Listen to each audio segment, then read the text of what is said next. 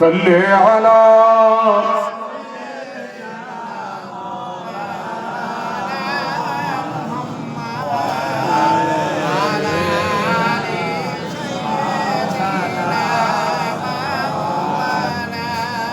ভাই উচ্চ আওয়াজে একটু মেহমান নবীর উপরে একটু দরুদ শরীফ পড়ে, যা শেষবার তার সব ভালো, একটু আওয়াজ দিয়ে পড়ে দরুদ শরীফ। আল্লাহুম্মা সাল্লি আলা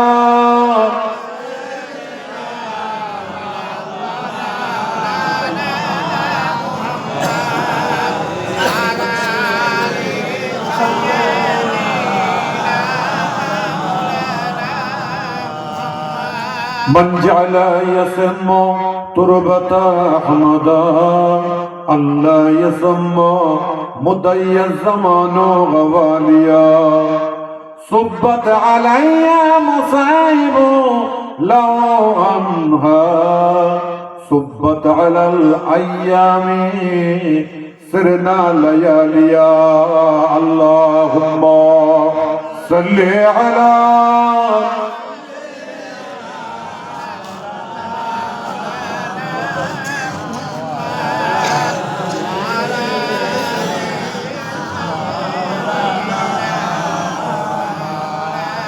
ويا نظر گنبد سبز اے دل معذب معذب مدینہ مدینہ اللهم صل على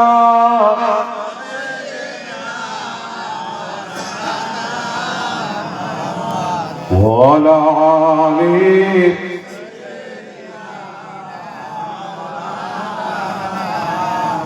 سلموا يا قلوب سلم على صدر الأمين مصطفى ما جاء إلا رحمة للعالمين اللهم صل على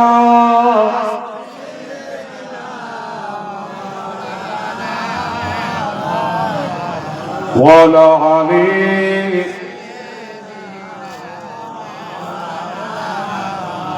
মঞ্চস্থবার মুরব্বী জ্ঞানী গুণী বুদ্ধিজীবী ভাইরা বসে আছেন। আজকে যাত্রার আয়োজনকারীগণ বিশিষ্ট ওলামায়ে কিরামগণ, মাগরিবের পর থেকে আলেম ওলামারা যা নসিহত করে গেলেন, আমার পূর্বের বক্তা ভাইজান ওয়াজ নসিহত করে গেলেন, ওনার আব্বাজান আমার ফুরফুরাশি মুজাদ্দিদুল জামান দাদা হুজুর রহমতুল্লাহ আলাইহি মস্ত বড় একজন ভক্ত বলেন, মুরিদ বলেন, মানে মুজাদ্দিদুল জামান দাদা হুজুর রহমতুল্লাহ আলাইহি সিলসিলার খিদমত ওনার আব্বা ত্রিপুরার বুকে ওনার আব্বাই করছেন।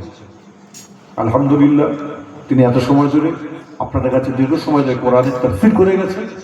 আমার ওই ভাইকে আমার অন্তরস্থল থেকে এবং সাতমুখী বাজার, এখানে সাতমুখী বাজারে হিন্দু, মুসলমান, জৈন, খ্রিস্টান, বৌদ্ধ সকল ধর্মের ভাইরা এখানে কাজকর্ম, এখানে বাজার ঘাট আছে, সর্বজাতির মানুষ এখানে আছে, পর্দার অন্তরালে মা বোনেরা আছেন। প্রত্যেককেই আমি আমার অন্তরস্থল থেকে ফুরফুরা দরবার শরীফ বাইতুল মাল ওয়েলফেয়ার ট্রাস্টের তরফ থেকে মোবারকবাদ জানাই। সবাই উচ্চ আওয়াজে জোরে বলুন আলহামদুলিল্লাহ। আরেকটু আনন্দের সঙ্গে জোরে বলা যাবে না আলহামদুলিল্লাহ। দেখেন, আপনাদের মনের ভিতরে নয়, আপনাদের শরীর কিন্তু আর চলছে না, ঘুম এসে যাচ্ছে। এখন আমি কি করব? আল্লাহ রাসূলের নিষেধ আছে যে তোমরা ঘুমন্ত মানুষকে আল্লাহ রাসূলের যখন আলোচনা আপনাদের কাছে করব, ঘুমন্ত মানুষকে যদি কোরআন এবং হাদিসের আলোচনা করা হয়, তাহলে কিন্তু আমি সবথেকে কবিরা গুনাহ হবে না। আমি সায়েন্সের দিকে, আমার গুনাহ হবে কবিরা। তারই জন্য আপনাদের বলবো, পরিস্থিতির পরিপ্রেক্ষিতে কথা বলছি ভাই, আপনারা যদি কিছুক্ষণের জন্য যদি ঘুমটা ভাঙিয়ে নেন, তাহলে কিন্তু আমি দুটো আলোচনা করতে পারি। নচেত কিন্তু আপনাদের এখানে এসে আমি যদি গুনাহগার হয়ে যাই, তা আপনারা কি চাইবেন যে আমি জাহান্নামে চলে যাই? কেউ চাইবেন না। তারই জন্য কিছুক্ষণের জন্য দেখেন, আমরা সারাত্রিটা বেজে গেছে বলে হুজুর আমার চাষবাসী মানুষ, চাষের মানুষ, আমরা অনেক কষ্ট মেহনত করি, 100 বার জলসা সারা করছেন কেন? বাজারের জলসা রাত্রি 12টা, 12:30, 11টা, 11:30 মানে শেষ করে দেয়। এবং তাবারক হন, খেয়ে নিয়ে উঠে ফজরের নামাজ আদায় করুন। আল্লাহ বলছে তোমাদের সারাত্রিটা ইবাদত বলে কবুল করে নেব। আরেকবার যদি বলেন, আরেকটু আনন্দের সঙ্গে যদি বলা যাবে না। যাই হোক, এখন আপনারা এখানে বসে আছেন জান্নাতের বাগান তো নাকি? একটু আওয়াজ দিয়ে বলবেন। জুবান যার বন্ধ থাকবেন, কাল কিয়ামতের দিন আল্লাহর কাছে দাবি রাখবো, উচ্চ আওয়াজে বলবেন। আমাকে আপনারা অনেকে চিনবেন, অনেকে চিনবেন না। বয়োজ্যেষ্ঠ যারা আছেন, আবুল ফরাজ সিদ্দিক হুজুরের নাম শুনেছেন? হ্যাঁ, আমি হলাম তার বেটা। আমি জীবনে কোনোদিন সাতমুখী আসি না, কিন্তু সাতমুখীতে আসার পরে আপনাদের সঙ্গে কথাবার্তা বলে মনে হচ্ছে যে খুব আপন। কেন জানেন? আপনারা হলেন ফুরফুরাশি মুজাদ্দিদুল জামানকে ভালোবাসেন তো নাকি? একটু আওয়াজ দিয়ে জোরে বলবেন। এক বাক্যে ভালোবাসেন। হ্যাঁ, তো মুজাদ্দিদুল জামানকে যখন আপনি ভালোবাসেন, তাহলে আপনাদের ভালোবাসা আমার অন্তরে কিন্তু ধাক্কা মারে। এটা হলো আপনার সায়েন্স বলে, ফিজিক্স বলে, এটা হলো কোনো আপনার কি বলে দার্শনিক কথা বলে, এগুলো কিন্তু খাটে। আপনাদের মহব্বত যদি আমি ওই কোয়ালিটির হই, তাহলে কিন্তু আপনাদের ভালোবাসাটা আমি বুঝতে পারবো। তা যাই হোক, আজকে আপনারা এখানে বসে আছেন আল্লাহ রাসূলের কথাবার্তা আলোচনা শোনার জন্য। আপনাদের কাছে দুটো প্রশ্ন করি ভাই। আপনারা যারা বসে আছেন, আল্লাহর কোরআন শরীফকে কেউ বেইজ্জতি করেন? একজনের জুবান না বন্ধ থাকে, উচ্চ আওয়াজে জোরে বলবেন। কোরআনকে কেউ বেইজ্জতি করেন? করেন না। আচ্ছা, আপনারা যখন বসে থাকেন, কাবার দিকে পা করে বসে থাকেন? পশ্চিম দিকে? পশ্চিম দিকে পা করে বসেন কি? বসেন। আচ্ছা, কোরআন শরীফটাকে আপনি নিয়েছেন, পড়ছেন বা দেখছেন, নামাজের টাইম হয়েছে, এমন সময় কোরআন শরীফটাকে এইখানে রেখে দিয়ে দুটো পা দুটো দিকে গিয়ে আল্লাহু আকবার করে নামাজ পড়েন? পড়েন কি? এ ভাই, চাচা কি খবর? খুব ঘুমোচ্ছিল। আর তোমার কি হয়েছে? ঘুমোচ্ছে কেন? তুই মাই বলা ঘুমোচ্ছি না? হ্যাঁ,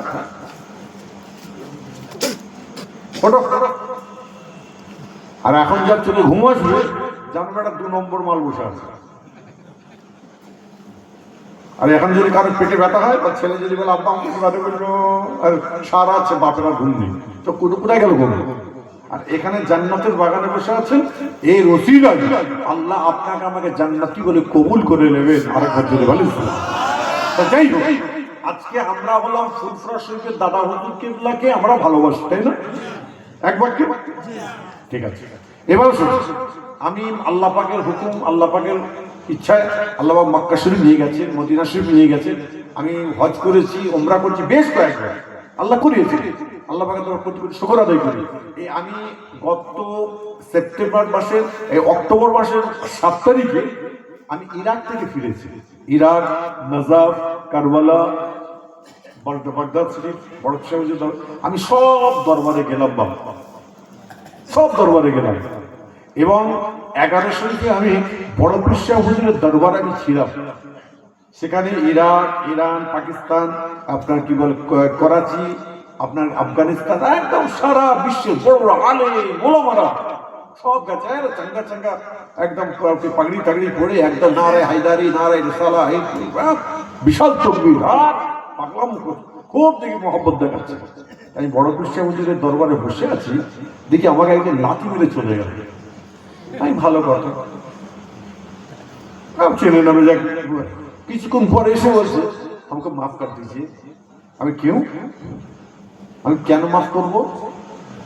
बोलो लात लग गया, हमको माफ कर दीजिए। बोले मैं तो फिर आप बड़ा पीर अब्दुल कादिर जिलानी हुजूर के पास आया है, तो उनका पैर का जो धूला है और যোগ্যতা আমার হুজুরের যোগ্যতা, ওই যোগ্যতা আমার নাই। আমি একটু নালায়েক অধম, গোলামের বাচ্চা, গোলাম বসে আছি, তুমি আমাকে লাথি মেরেছো, ভালো করে চলে যাও। বলছে আমাকে মাফ कर दीजिए, हमको माफ कर दीजिए। আমি नहीं नहीं, हम नहीं माफ करेंगे, हम तो बड़ा पीर अब्दुल कादिर जिलानी हुजूर के पास आए, जिंदा ওলি। তা দেখলাম সারা বিশ্বের মানুষ মক্কা মদিনা শরীফে গিয়ে দেখেছিলাম, আর বড় বিশ্ব হুজুরের দরবারে গিয়ে, বাগদাদে গিয়ে আমার কিন্তু অনেক চেতনা ফিরেছে। কি জানেন, আমি দেখলাম যে আমার মুজাদ্দিদে জামান পীর আবু বকর সিদ্দিক রহমাতুল্লাহ আলাইহি তিনি আপনার দাদা, আমার বাপ, আপনার চাচা, আপনার নানাকে এবং পরস্পর তার আওলাদেরা যে আমাদের ঘরে আদব আখলাক শিখিয়ে দিয়ে গেছে, এই আদবের জন্য আল্লাহ পাক আমাদের ঘরে জান্নাত কি করে কবুল করে নেবে। একবার আমি বলে হুজুর নামাজ পড়ি না,